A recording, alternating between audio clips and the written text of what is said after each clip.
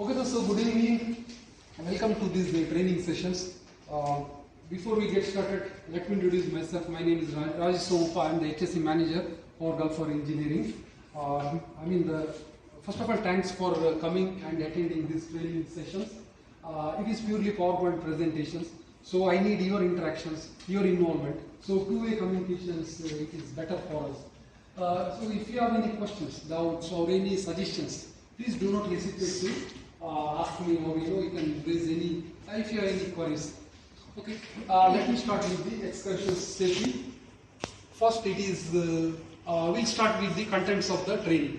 The first objective of the training. Why do we need this training? What are the purpose of? What are the aims? Second, it is the what is the OSHA standards for the excavations and the difference between what is the trench and excavation. What is the main difference? And the classifications and what is the role of competent persons during the excavations activity, and what are the hazards associated with the excavations, and the HSE, what are all the prerequisites, the planning, and before start the excavation, what are all the things you need to prepare, the competent persons, the engaging, the equipments, and the documents. These are all the prerequisites. Fifth one, it is against the excavation collapse. The main excavation hazards is the caving. It is a major industry hazards in the excavation. So, how do you protect from the caving hazards? Sixth one, it is in the excavation we are involved in many heavy equipments, excavating equipments. So, how do we control? What is the bank spares room and what is the light stop? Seventh, it is the final one, is the inspection. What is the frequency and who will conduct the inspection, and what situations do we need to conduct the inspections? Okay. Let's move on to the first. It is the objective. The purpose of the excavation safety training is to establish the safe working practice to manage the HSE risks associated with the excavations. So the excavation safety training aims to protect the employees, means you and me and your colleagues and who are working under you, their protection. That is the primary important when they are engaging, when they are working inside the excavations. Okay. So second one, it is our existing facilities, underground utilities, plant, adjacent structures. How do we protect? How do we eliminate this? The dangerous hazards. So that we will all learn throughout this training. Can we move to the second? Okay. Second, it is we'll go through the what is the OSHA's excavation standards. See, this is here the OSHA standards at 29 CFR Part 1926 Subpart P. That is demonstrate what are the employers, means owners, that in the workplace what they have to recognize the excavation hazards. They have to implement the mitigating, control, preventive measures. The employer must comply with the trenching and excavation requirements of this 29 CFR, as I said, 1926 Subpart P. In that 1926.651 and 1926.652 or other comparable OSHA that stated plan demonstrate the employer's requirement before start the excavation, during the excavation, after the excavations. So these are OSHA excavation standards. Let's go for the difference between the excavation and trench. Does anyone have any idea about what is the difference between excavation and trench?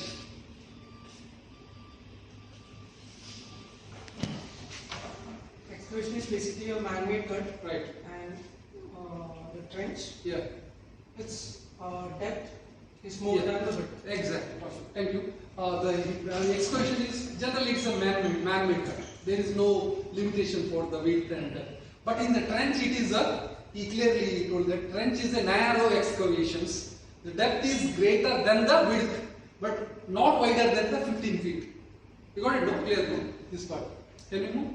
Next, it is the soil classification. There will be see 4 classifications: stable rock, type A, type B, type C. Forget these three. This one, type C. Our existing land, it is a type C. That is a sand. I mean, it's a cohesive soil with an unconfined compressive strength of 0.5 TSF or less. That is a granular soil, including gravel, sand, and loamy sand. Or it is a sand. Purely, it is a sand. Submerged soil or soil from which the water is safely seeping. So soil is the type C. Okay. So we have to go through the what are all the protection, what are all the sloping is required in the line with the type C soils. Let's see in the future slides. Can we move? Okay. Let's see what is the meaning of the competent person. Does anyone have any idea? What is a competent person? What do you mean by competent person? Competent person is a person who is designated by the employer, Yeah. who has the knowledge about the particular task he is trying to do, and he is the one responsible for identifying the hazards and precautions required for that job, and he is the one who should ensure. Exactly, perfect. Yeah.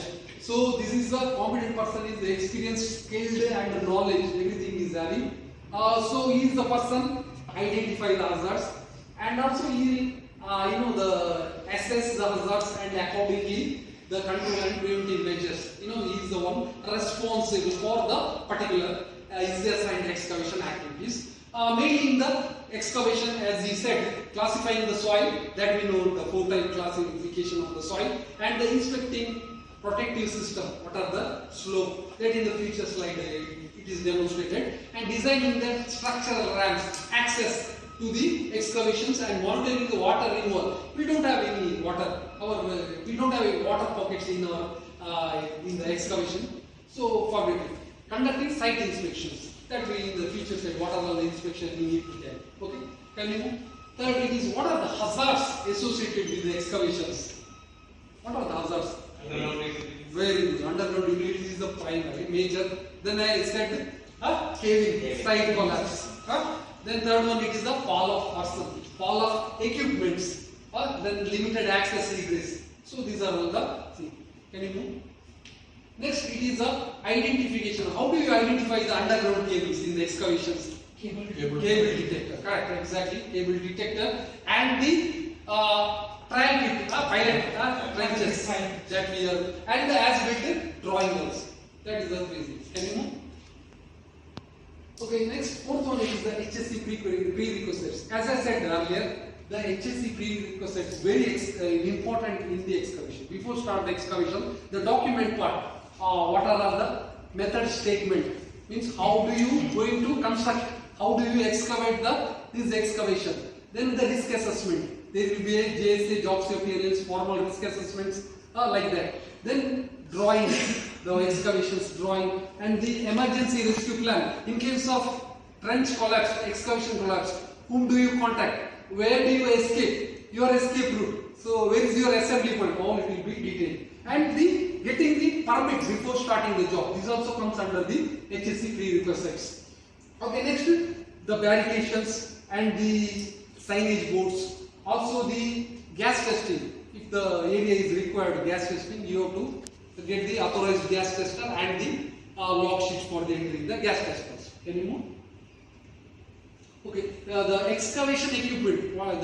During the excavation, we need to equipments to dig the excavation, right? So excavator is the main. So for that, this is only should be used only for the excavation purpose, not for the lifting any equipments, lifting any concrete. The concreting purpose. It should be only dedicated to do the only excavations.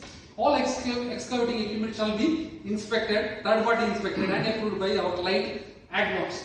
And all the operators should be trained, experienced, licensed, government licensed and third party certified before mobilizing to the sites. And also excavation work areas, as we already discussed, it should be adequate access, barricaded signage. Okay, then the soil should be piled up 1 meter or 4 feet away from the edge of the excavations. Can you move? Okay, let's look at the precautions during. Okay, this is the previous slide. It was demonstrated the before excavation. Now during the excavation, what is your role? The strict supervision. Job performer, competent person should be engaged 24 hours, and the banksman should guide the operator, and the emergency rescue plans in place. The access ramp or first aid, ambulance, emergency, or man basket, training if you need anything to lift the person from the excavations. And also excavated soil, as I said, it at least 2 feet from the, normally in the site we are using 1 meter away from the edge of the soil. Okay, edge of the excavations. Access and egress, it's very important. The safe means of entry and access egress from the excavation shall be provided. This may be ladder. This may be ladder or stairways or ramp, or securely fastened in place. The side rails of the ladder shall be extended at least 3 feet or 1 meter above from the ground. 1 meter above from the ground. Means of egress shall be located so far as to require no more than 25 feet. So lateral, that horizontal 25 feet distance you should provide. Every excavation you provide the excavation between 25 feet distance. Temporary crossing for the, if the excavation is depth, I mean the crossing of person shall be provided for any trench in excess 1.5 meter depth. Then you have to provide the the temporary crossings for the trenches. These are the OSHA standards for the excavation. Okay, then now the high risk activities. How do you classify the high risk activities in pertaining to the excavations? Do you have any idea? In the excavation? Excavation near Life facility, correct. Life 3 meter. If you are carrying out the excavation near the life facility, means within 3 meter, then it will be considered as a 3 meter. So mechanical excavator not allowed in the presence of underground pipes, cables, electrical communication vessels or structures are known or expected within 3 meters. Subject to the risks being adequately assessed, mechanical excavation can be undertaken up to in distance of 1 meter from the pipe or structure, using machinery for the excavation within 3 meters from the live hydrocarbon facility foundation or live well that we discussed. 3 meters away from the live facility, cable, live, energized, active, energized hydrocarbons. Clear, no? So, within inside, if you want to carry out 3 meters excavation, what do you do? You need a high risk mode. High risk, otherwise you have to go for the manual excavation. Okay, clear. Right. That's all the high risk activities permit shall be signed by the operation, that is the plant vice president, their operations team. Okay, can you move? Okay, next it is the protection against the excavation collapse. Now the sloping, as I said, we don't have issue with the stable rock. We are not doing any type A. The excavation type B soil we don't. We have only type C. See, when you are carrying out the sloping, you have to make sure that 34-degree angle you have to maintain. What do you know?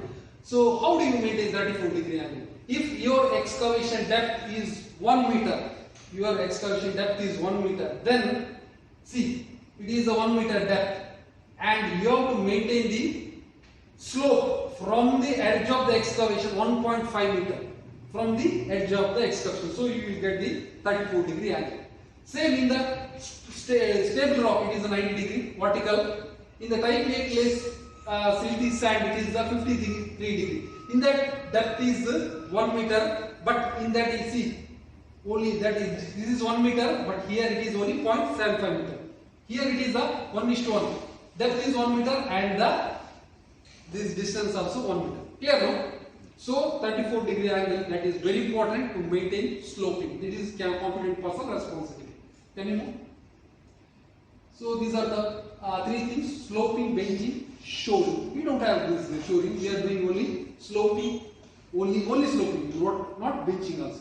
Can you move?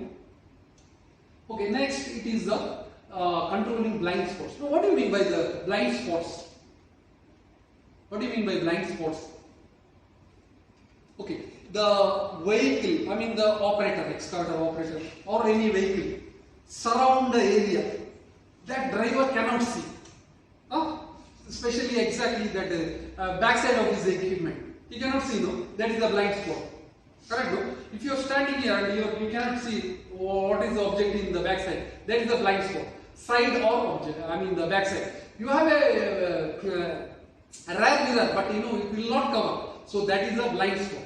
So in that excavation we are using number of heavy equipment. So banksman, he is the one who is guiding the excavator operator. So he is the main role.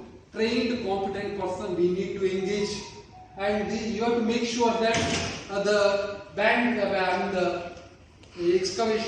excavator operator shall be guided by the trained, experienced banksman, and the two-way communications means operator and the banksman should communicate. He should be in the vision, in the rear mirror, the banksman should be in the mirror. There should be eye contact between the operator and the banksman. So that is very important. So the competent person and job performer should discuss this matter in the daily toolbox meeting, and make sure that their coordination cooperation is their coordination and cooperation is that is existing, is relevant during the excavation activities. Okay, can you know? Finally, it is the inspection. What is the role of who will carry out the inspection? Competent person. Very good. Huh? The competent person. So what is his job? Daily and before the start of the issue, you need to look after what is the excavation, what happened. After rainstorm, there will be chances of soil erosion. There will be chances of something ramps or something blocked, water logging. So this you need to check after every rain. After other events that could increase hazard, that is the windstorm, sandstorm. When the cracks or something undercutting or water seepage, something happened, or something when there is a change in the size, location, placement, spoil. The excavated soil, it may be dislodged due to the windstorm. Maybe that time also you need to inspect. And there is any indication of change or movement in the adjacent structure. The excavation near the adjacent structure or plant or something collapsed, uprooted, overturned. That time also you need to check the condition of the excavation. So this is examined by the competent person on a weekly basis, and the result of the inspection shall be recorded in the we have excavation inspection register. Apart from this, who are engaged in the excavations, every worker, job performer, engineers, before entering into the excavation, they need to inspect. They need to check the condition whether it's safe to access or egress. That they have to confirm prior to the entry of the excavations. Okay guys, if you have any questions or doubts, please let me ask. Please do not hesitate to ask any questions, doubt. Maju. Okay, Gula. Okay? Okay, thank you for attending. Thanks.